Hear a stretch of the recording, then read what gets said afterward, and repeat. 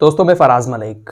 जो अभी 2022 गुजरा है, इस गुजरते हुए साल के आखिरी हफ्ते में आप लोगों ने देखा होगा कि अचानक से हमारे देश की मीडिया पर कोरोना वायरस ने हाहाकार मचा दिया था। हर टीवी चैनल पर यही दिखाया जा रहा था कि कोरोना फिर से आ रहा है, 2020 वाला लॉकडाउन फिर से वापस आ रहा है, दुनिया में ऐसा होगा वैसा होगा। अचानक से कोरोना आया और अचानक से कोरोना गायब हो गया। ये क्या चल रहा है भैया? किसी भी टीवी चैनल पर अब शायद आपको कोरोना की कोई खबर सुनने को नहीं मिलती होगी। जिस तरह से पिछले साल के आखिरी हफ्ते में एकदम से कोरोना ने हाहाकार मचा दिया था सभी टीवी चैनलों पर आकर। चल क्या रहा है भैया? कुछ तो गड़बड़ है दया, कुछ तो गड़बड़ है।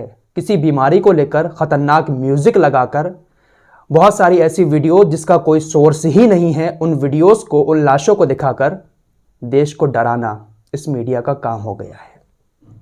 चाइना से जो वीडियो आई थी, इन लोगों ने कोई भी ऐसा सोर्स नहीं बताया कि ये वीडियो वहां की है। हमेशा ये लोग सिर्फ एक दो ही वीडियो दिखाकर, और पिछले हफ्ते किस तरह से इन्होंने रिपोर्टिंग की वो सब आप लोगों ने देखा है। फिलहाल अल्लाह का शुक्र है, भारत के अंदर ऐसा कोई खतरा नहीं है। लेकिन सर्दी का मौसम चल रहा है और इस सर्दी के मौसम में अपना बचाव आपको खुद करने की ज़रूरत है, क्योंकि नज़ला, खांसी, जुकाम ये तो होता ही रहता है। अल्लाह का शुक्र है, देश के अंदर सब कुछ ठीक है। जिस तरह से दिसंबर का आखिरी हफ्ता गुजरा था, जिसमें बहुत ज़्यादा दहशत फैला दी थी मीडिया ने, उसी तरह से जनवरी का पहला हफ्ता गुजरा है। इससे आप अंदाज़ा लगा सकते हैं कि मीडिया वो है जो किसी भी चीज़ को बहुत बड़ा इशू बना सकता है, लोगों को डरा सकता है और बहुत बड़े बड़े मुद्दों को दबा भी सकता है। तो सबसे मेन चीज़ जो है वो हमारे देश के अंदर मीडिया है। मीडिया जिसके साथ है, जिसके सपोर्ट में है, उसको कभी भी कोई दबा नहीं सकता। फिलहाल कुदरत की बात कर लेते हैं। चाइना के अंदर कोरोना वायरस के बाद अब कोहरे का कहर देखने को मिल रहा है। खबरों के मुताबिक इतना कोहरा तो हमारे देश के अंदर भी नहीं आ रहा है जितना भयंकर कोहरा चाइना के अंदर आ रहा है, जिसके चलते हुए चाइना के अंदर कल शाम एक बहुत ही भयानक एक्सीडेंट भी हुआ। एक ट्रक कई सारी कारों को कुचलते हुए निकल गया, जिसमें तकरीबन 18 लोगों की मौत की खबर है, 19 लोगों की मौत की खबर है और 22 लोग इसमें घायल भी हुए हैं। ये तस्वीर शेयर की जा रही है काफ़ी ज़्यादा। इसको बताया जा रहा है कि इस तरह से आपस में कई सारी कारें फिर टकराईं कोहरे की वजह से।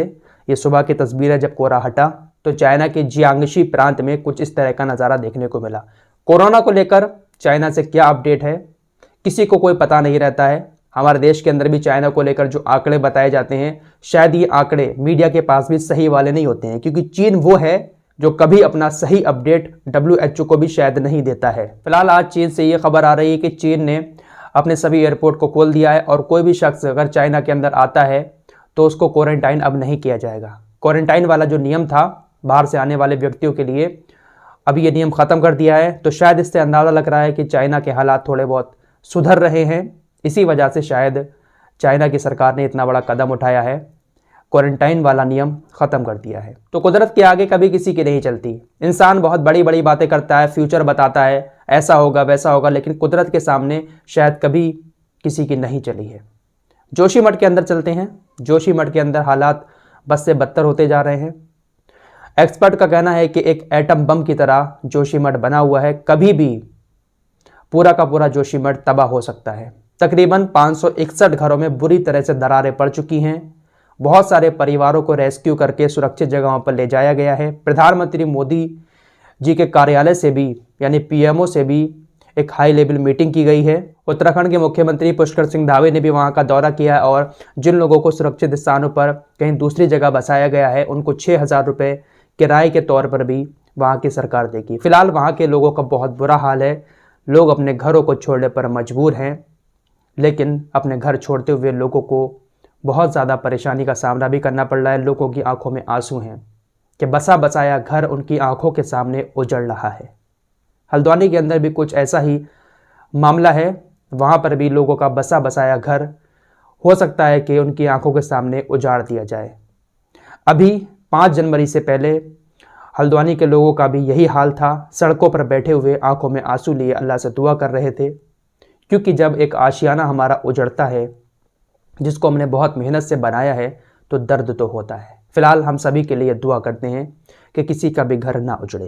ये जो जोशीमठ बना हुआ है, एक्सपर्ट के मुताबिक यहाँ पर किसी समय में बहुत बड़ा ग्लेशियर रहा होगा और अब वो धीरे धीरे खिसक रहा है, जिसकी वजह से जोशीमठ पूरा खिसकता जा रहा है।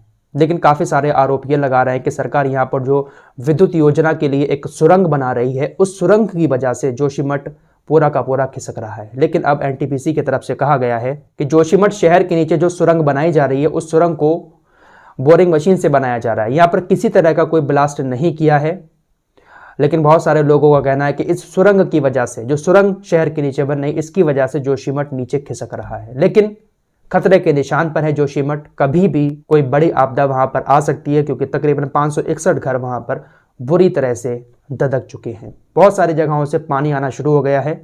अब उस पानी की जांच करी जाएगी। पानी का साउंड देखकर ये अंदाज़ा लगाया जाएगा कि ये पानी कहाँ से आ रहा है, क्या यहीं से निकल रहा है या फिर इसका स्रोत कहीं बहुत दूर है और ये बहता हुआ यहाँ पर आ रहा है। तो अब इसकी जांच कराई जाएगी। कुदरत का निज़ाम है, पहाड़ों में कहाँ से पानी आ रहा है, क्या हो रहा है, ये सिर्फ कुदरत जानती है। फिलहाल हम दुआ करते हैं कि अल्लाह सभी के घरों को सलामत रखे। ठंड का मौसम है, कोहरे का मौसम है और बहुत कड़ाके की ठंड पड़ रही है, खासकर पश्चिमी उत्तर प्रदेश, दिल्ली, उत्तराखंड। मैंने एक दिन आप लोगों से और कहा था, आज फिर आप लोगों से एक बार कह रहा हूँ कि अपने घरों को सलामत रखने के साथ साथ आपके आस पड़ोस में जो गरीब लोग हैं, जिनके पास ठंड में सोने के लिए ठीक से बिस्तर भी नहीं है, प्लीज़ यार उनका थोड़ा सा ख्याल रख लिया करो। मिलते हैं एक और नई वीडियो के साथ, तब तक के लिए अपना ख्याल।